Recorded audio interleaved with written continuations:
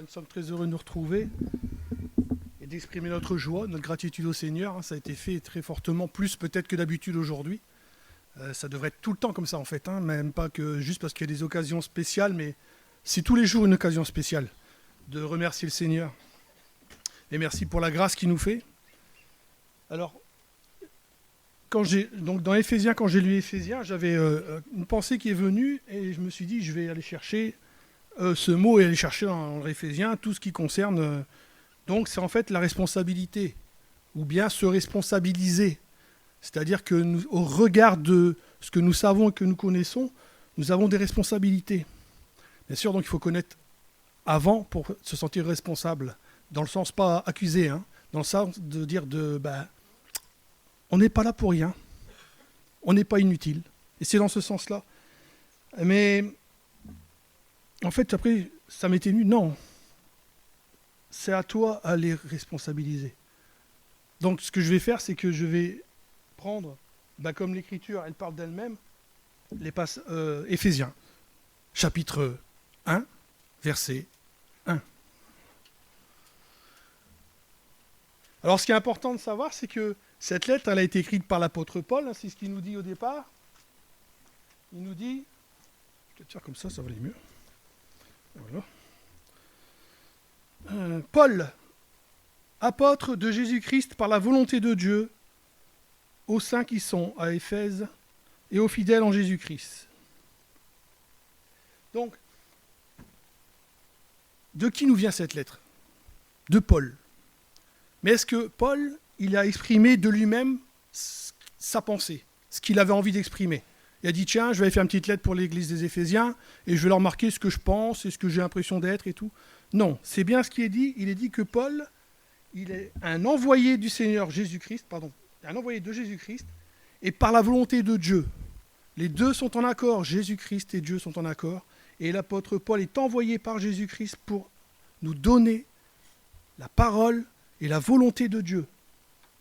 Paul vient apporter ces paroles à l'église d'Éphèse, en accord avec la volonté de Dieu. C'est ce qu'il va exprimer dans cette lettre.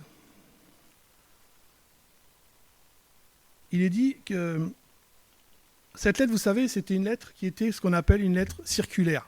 C'est-à-dire que là, moi dans ma Bible, c'est pas pour vous, c'est entre crochets à Éphèse. En fait, c'est une lettre qui était amenée dans toutes les églises. D'ailleurs, on a ça dans Colossiens. Si vous regardez dans Colossiens, à la fin, chapitre 4, verset 16, lorsque cette lettre, donc la lettre aux Colossiens, aura été lue chez vous, faites en sorte qu'elle soit lue dans l'église des Laodicéens et que vous lisiez à votre tour celle qui arrivera de Laodicée. Et dites à Archippe, prends garde au ministère que tu as reçu dans le Seigneur afin de bien le remplir. Je vous salue, moi Paul, de ma propre main, souvenez-vous de mes liens. Que la grâce soit avec vous. Cette lettre, ce qu'ils attendaient de Laodicée, c'est la lettre d'Éphèse. Parce qu'en fait, ils passaient d'église en église la lettre, et puis ils mettaient, elle vient de telle église. Donc cette lettre, elle est également pour qui aujourd'hui ? Elle est également pour nous. On pourrait marquer Paul, apôtre de Jésus-Christ, par la volonté de Dieu, aux saints qui sont à Hasbrook. Donc c'est important, c'est une lettre qui nous concerne également. À qui s'adresse cette lettre ? Aux saints. Qu'est-ce qu'un saint ? D'ailleurs, il y a 2 jours, non, hier, une certaine dénomination d'église fêtait les saints. Et souvent, ils fêtent d'ailleurs ceux qui sont morts. Mais les saints, ce n'est pas ceux qui sont morts. Les saints, c'est ceux qui sont vivants. Et vivants en Jésus-Christ. Ça n'est pas la même chose. Là, Paul s'adresse à des vivants. Paul s'adresse aux saints. Alors les saints, ce sont ceux qui sont désignés, ça désigne la sainteté, la séparation et la consécration. Et souvent on l'oublie ça. Nous sommes sanctifiés, mis à part pour. Et également c'est dit, et aux fidèles en Jésus-Christ. Alors là ce mot, ce serait plus ceux qui ont la foi en Jésus-Christ, qui sont fidèles, mais qui sont fidèles dans une activité également. Il y a ça aussi. Ils sont fidèles, qui sont immuables, il y a une notion de loyauté. Loyauté envers Jésus-Christ et envers Dieu.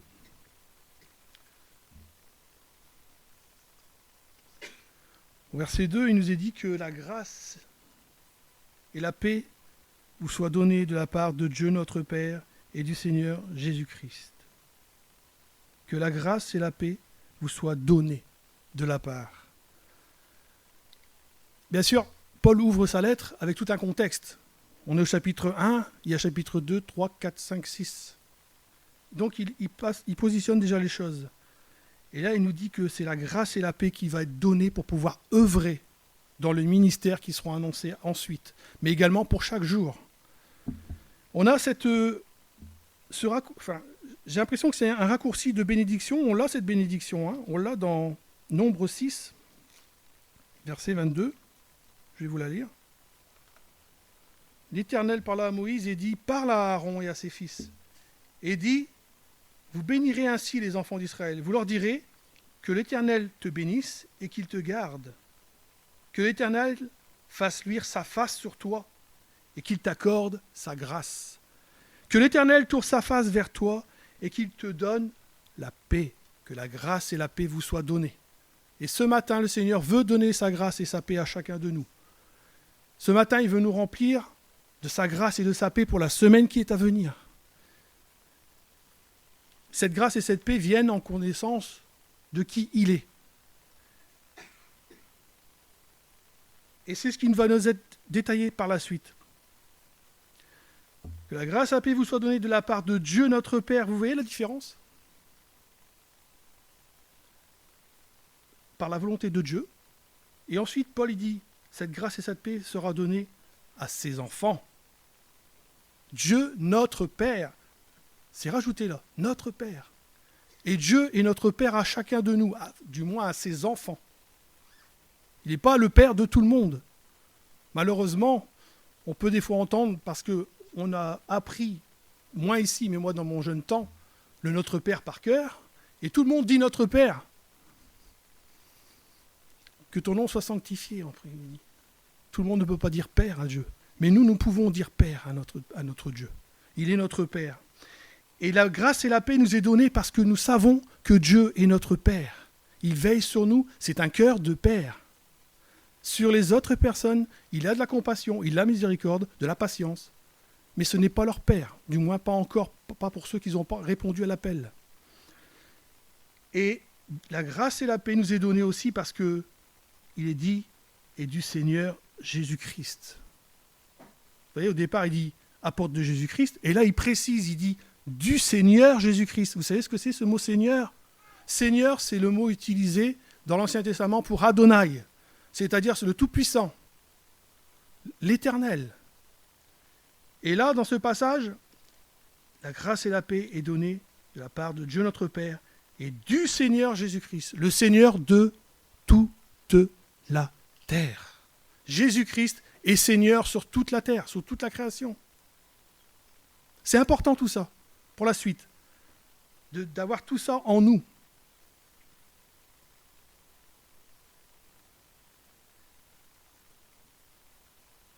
Ensuite, il est dit que nous sommes, béni soit, on va pas aller trop vite, béni soit le Dieu, le Père de notre Seigneur Jésus-Christ, qui nous a bénis de toute bénédiction spirituelle dans le lieu céleste en Christ. Toute chose exprimée dans la lettre, toute chose qui sera plus loin exprimée dans la lettre, se fera de lui, Christ, par lui, Christ, et pour lui, Christ. Et tout vient de Dieu le Père. C'est donc par lui que nous sommes bénis. Nous sommes au bénéfice d'eux. Ce n'est pas par d'autres choses, c'est simplement par lui. Nous sommes bénis. Où sommes-nous bénis ? Nous sommes bénis parce que nous sommes au bénéfice de notre Seigneur Jésus-Christ. En dehors de lui, nous n'avons rien. En dehors de Christ, nous n'avons rien. En dehors de lui, nous ne sommes rien. Mais gloire soit à Dieu, notre Père, par le Seigneur Jésus-Christ. nous sommes en lui. Et donc nous avons tout. Et c'est pour ça qu'il dit que nous avons toute bénédiction spirituelle dans le lieu céleste. Je précise parce que ça serait plutôt un singulier plutôt qu'un pluriel. Il est dans le lieu céleste, dans le lieu très saint, dans le seul endroit où le seul homme, Jésus-Christ, a pu entrer. Il est assis à la droite de Dieu le Père. C'est ce que nous voyons en 1,20. Il est assis à droite de Dieu. Et pas que. Chapitre 1, verset 20, il est assis à la droite de Dieu.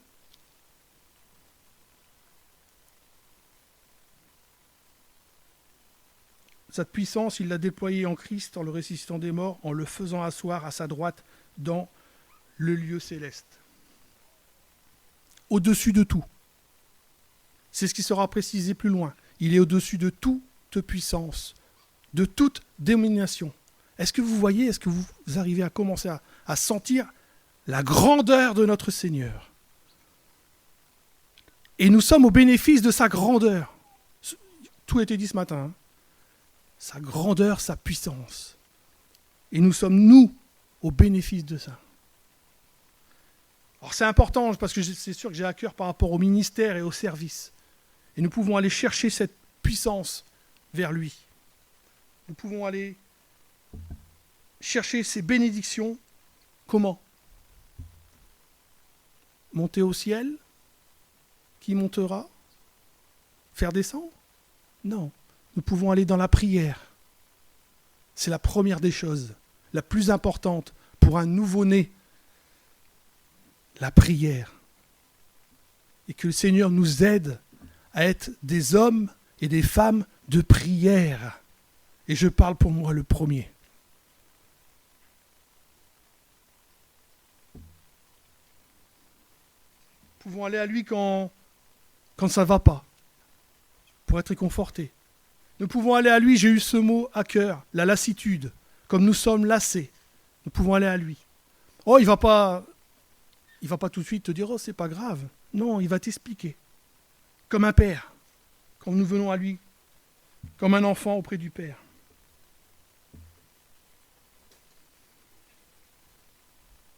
Ensuite, Paul, ah oui, il y a une chose très importante au verset 3. Je serai plus loin dans les prédications, je mettrai l'emphase là-dessus. Et il le fait là. On l'a fort entendu aujourd'hui. Il est seul digne de toute adoration. C'est ce que nous avons entendu en grande partie ce matin. Il est seul digne de toute adoration. C'est ce mot qui est dit, béni soit le Dieu, le Père de notre Seigneur Jésus-Christ. C'est celui, l'emphase dans le grec, c'est celui-là, c'est lui. Rien d'autre ne doit être adoré que lui. C'est lui qui doit être loué.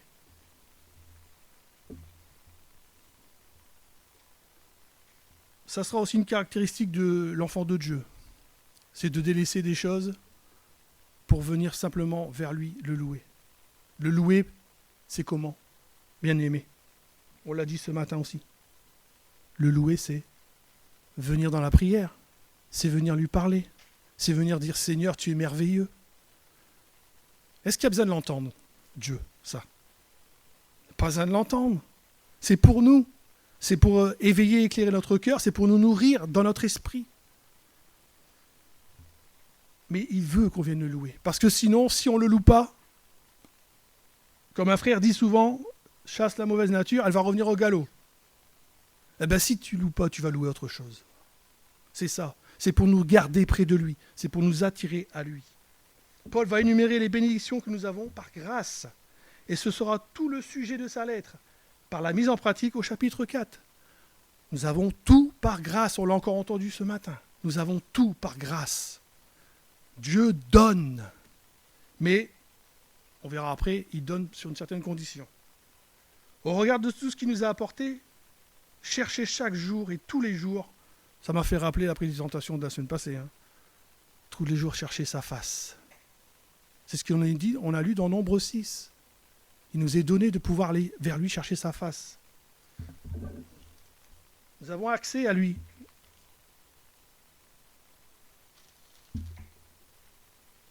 je ne l'ai plus en tête, le passage.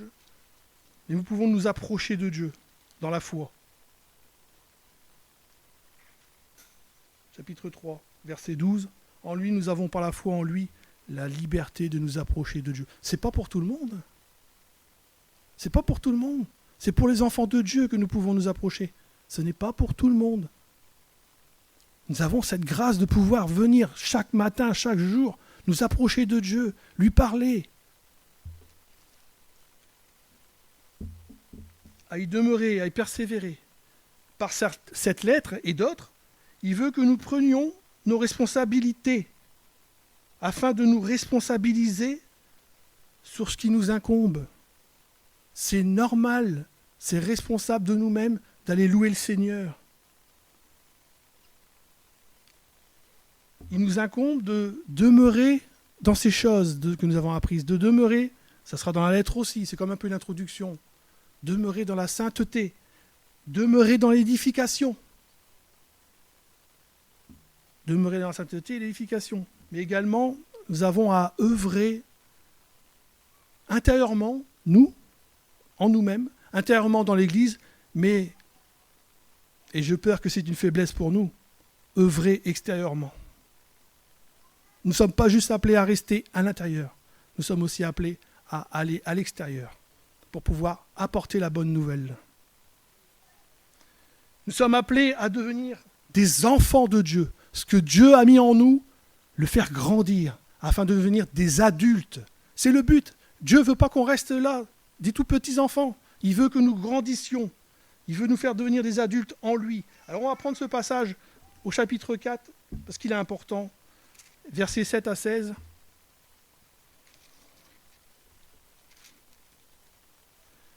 À chacun de nous, la grâce a été donnée selon la mesure du don de Christ. Contexte, ce sont les dons.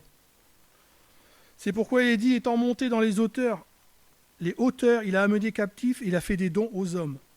Or, que signifie s'il est monté, sinon qu'il est aussi descendu dans les régions inférieures de la terre? Celui qui est descendu, c'est le même qui est monté au-dessus de tous les cieux, afin de remplir toutes choses. Et il a donné les uns comme apôtres, les autres comme prophètes, les autres comme évangélistes, les autres comme pasteurs et docteurs, pour le perfectionnement des saints, en vue de l'œuvre du ministère, de l'édification du corps de Christ. Nous sommes appelés à quelque chose, bien-aimés. Nous sommes dans ce plan de Dieu. Chacun, chacune. Nous sommes appelés à être des serviteurs. Jusqu'à ce que nous soyons tous parvenus à l'unité de la foi, de la connaissance du Fils de Dieu, à l'état d'homme fait, à la mesure de la stature parfaite de Christ. Un adulte dans la foi. Ainsi nous ne serons plus des enfants, flottant et emportés à tout vent de doctrine, par la tromperie des hommes, par leur ruse dans les moyens de séduction. Mais en professant la vérité dans l'amour, nous croîtrons à tous égards en celui qui est le chef, Christ. C'est de lui, et grâce à tous ces liens, de son assistance, que tout le corps bien coordonné et formant un solide assemblage tire son accroissement selon la force qui convient à chacune de ses parties, et il va s'édifier lui-même dans l'amour.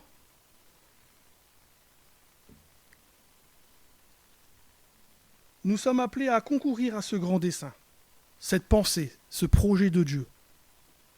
Et nous sommes inclus, chacune, dans ce plan, dans ce projet. Tous les saints doivent être équipés et participer à l'image du corps en croissance.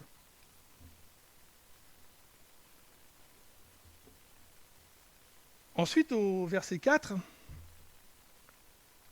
et il ne faut pas le défaire de ce qu'il y a avant, surtout. Il nous est dit que nous sommes bénis de toute bénédiction spirituelle dans le céleste en Christ. En Christ. Et après, il va dire plusieurs fois en lui, en lui, en lui.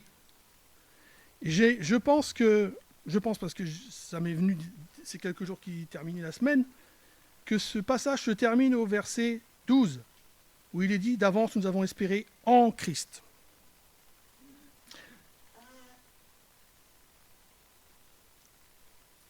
Vous savez, je crois,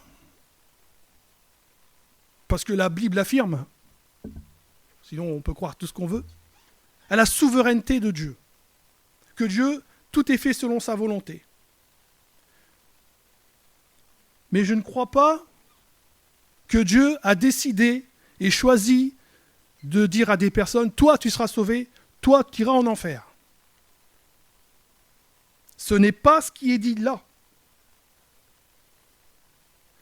L'élection, à chaque fois dans la Bible, c'est élu pour.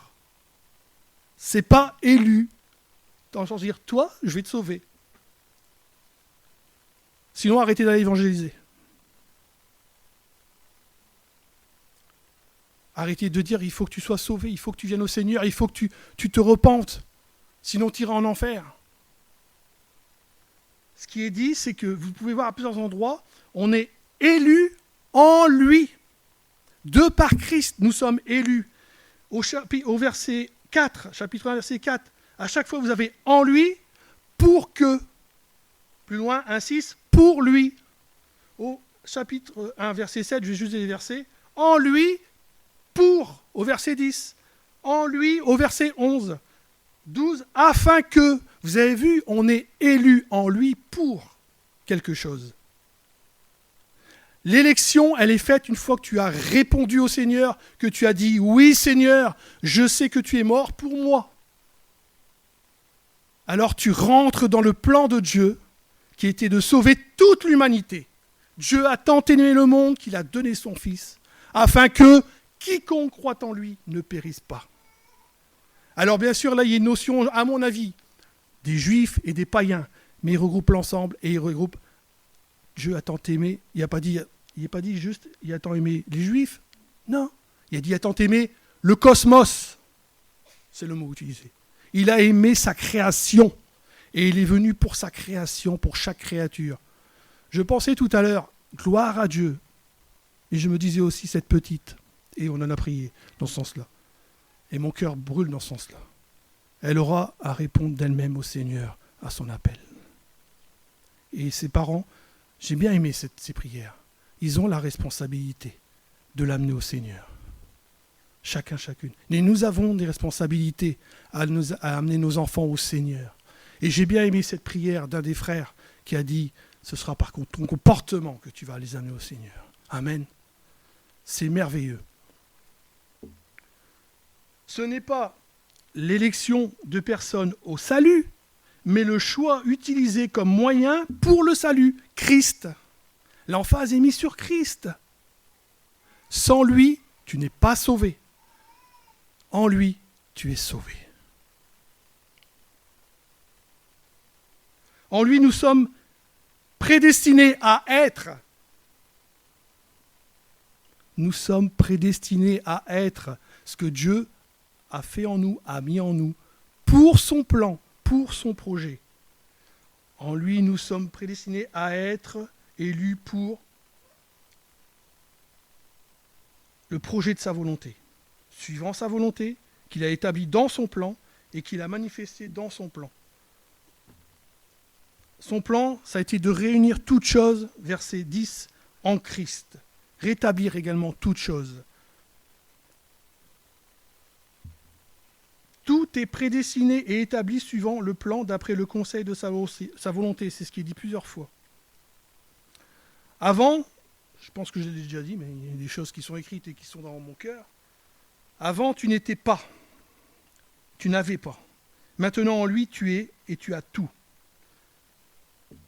Nous avons donc des responsabilités à ce niveau-là, de retransmettre ce que le Seigneur nous a donné. Nous rentrons dans son plan en Christ pour... on va aller voir ça au verset 4. La première des choses, c'est que en lui, nous sommes élus pour demeurer saints.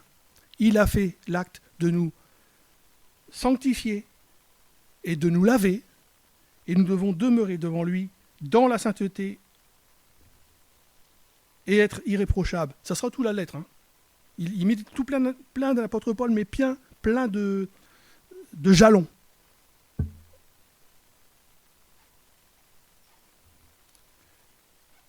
Donc nous rentrons dans son plan qu'il a prévu, c'est-à-dire de nous laver, de nous sanctifier. C'est ce qu'il dira plus loin. Il nous a rachetés et il nous a lavés.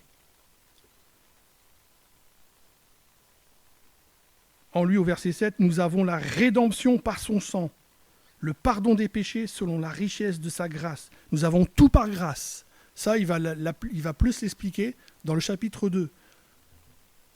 Nous sommes sauvés par grâce, par le moyen de la foi. Et cela ne vient pas de vous. Je vais le reprendre.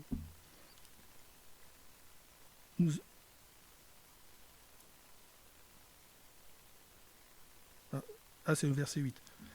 Mais c'est pareil, quand on prend des versets il faut souvent prendre le contexte avant. Dieu qui est riche en miséricorde, en compassion, à cause du grand amour dont il nous a aimés. Quel amour? L'amour dans son plan de sauver les hommes. Nous qui étions morts par nos offenses, si on en parle avant, nous a rendus vivants avec Christ. Il nous a ressuscités ensemble, nous a fait asseoir ensemble dans les lieux célestes en Jésus-Christ, afin de montrer dans les siècles à venir l'infinie richesse de sa grâce par sa bonté envers nous en Jésus-Christ. Vous avez vu? En dehors de Christ, nous ne sommes rien, mais nous avons tout en lui. Car c'est par grâce que vous êtes sauvés, par le moyen de la foi. Et cela ne vient pas de vous, c'est le don de Dieu. Ce n'est point par les œuvres, afin que personne ne se glorifie. Car nous sommes son ouvrage ayant été créés en Jésus-Christ pour de bonnes œuvres que Dieu a préparées d'avance, afin que nous les pratiquions. Vous avez vu? Dieu a préparé des choses pour chacun de nous. Il nous introduit dans son plan. Genèse 1, non, même avant, et Apocalypse. Et nous sommes là, dedans, et nous sommes introduits dans son plan. Quand je dis bien avant, c'est que son plan était prévu avant la fondation du monde, il est dit. Donc Dieu a tout prévu. Nous avons jusqu'à rentrer dans ses œuvres. Les œuvres qu'il a préparées.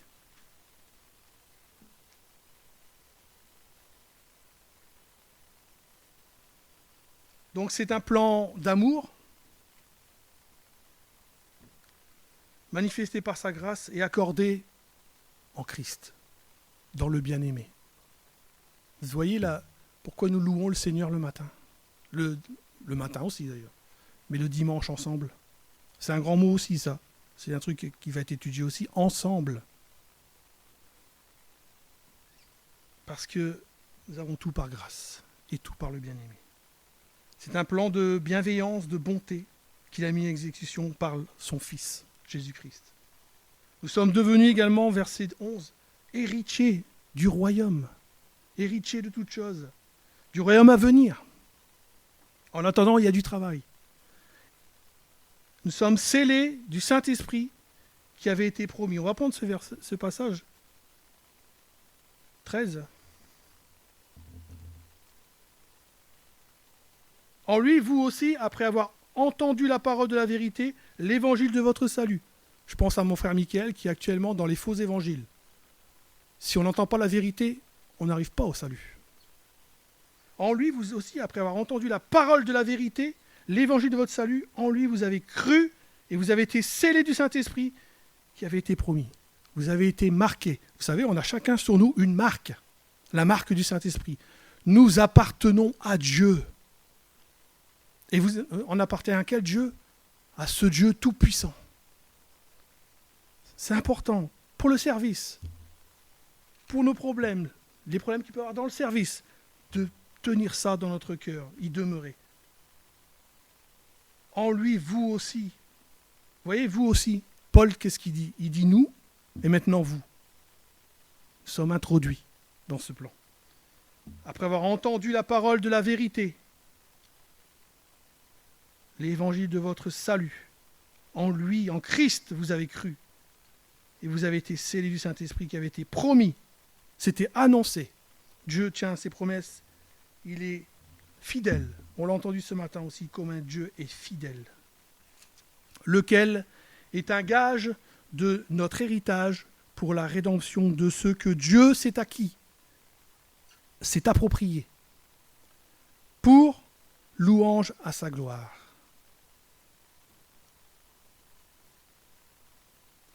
Tu lui appartiens.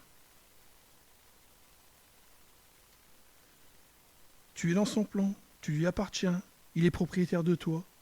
Tu es élu pour poursuivre la marche dans son plan pour toi à chaque jour. C'est ce dont il sera question dans la lettre qui suit.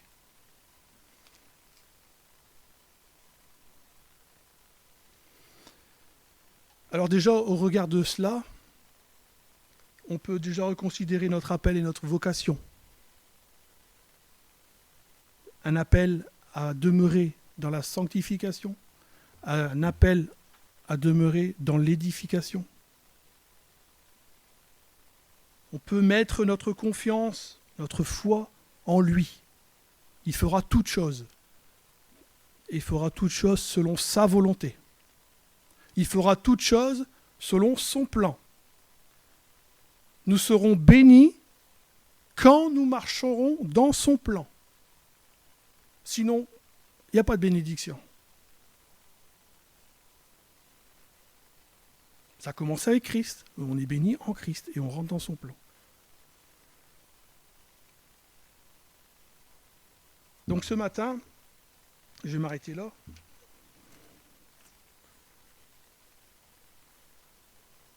Au regard de qui il est, bien, nous pouvons prier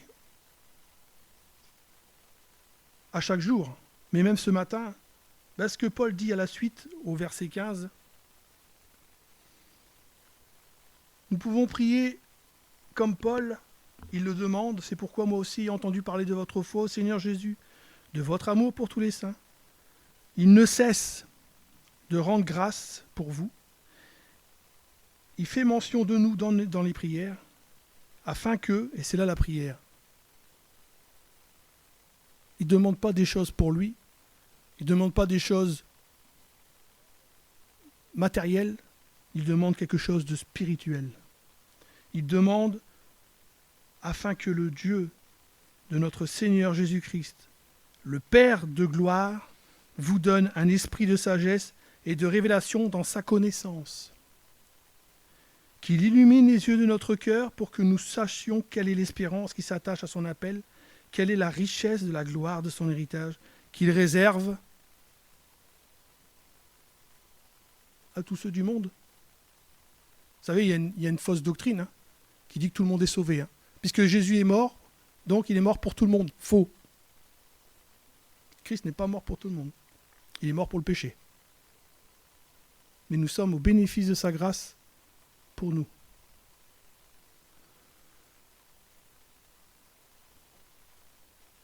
Qu'il réserve aux saints. Quelle est envers nous qui croyons l'infinie grandeur de sa puissance. Ça c'est pour dans le ministère. C'est sa puissance en lui qui doit se manifester, en nous qui doit se manifester, avec efficacité par la vertu de sa force. Il l'a déployé en Christ en le ressuscitant des morts et en le faisant asseoir à sa droite dans les lieux célestes, au-dessus de toute domination, de toute autorité, de toute puissance, de toute dignité, de tout nom qui peut être nommé, non seulement dans le siècle présent, mais encore dans le siècle à venir. Dieu a tout mis sous ses pieds. Vous voyez quel roi nous avons, quel Seigneur. Et il l'a donné pour chef suprême à l'Église, qui est son corps, la plénitude de celui qui remplit tous et en tous. Quand il est dit que Dieu, notre Seigneur Jésus-Christ, le Père de gloire, vous donne un esprit de sagesse et de révélation, il ne parle pas de le Saint-Esprit par lui-même. Il parle d'une vertu du Saint-Esprit. Le Saint-Esprit, vous l'avez. Si tu es enfant de Dieu, le Saint-Esprit, tu l'as. Dommage qu'il n'y ait pas un grand amen. Merci. Galates 4, verset 5. On va le prendre au début. Or, aussi longtemps que l'héritier est enfant, je dis qu'il ne diffère en rien d'un esclave, quoiqu'il soit le maître de tout. Mais il est sous des tuteurs, des administrateurs, jusqu'au temps marqué par le Père.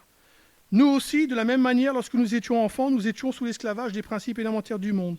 Mais lorsque les temps ont été accomplis, Dieu a envoyé son Fils, né d'une femme, né sous la loi, afin qu'il rachète ceux qui étaient sous la loi, afin que nous recevions l'adoption. Tu es enfant de Dieu. Et parce que vous êtes fils, Dieu a envoyé dans nos cœurs l'esprit de son Fils, lequel crie « Abba Père ». Ainsi tu n'es plus esclave, mais fils, et si tu es fils, tu es aussi héritier par la grâce de Dieu.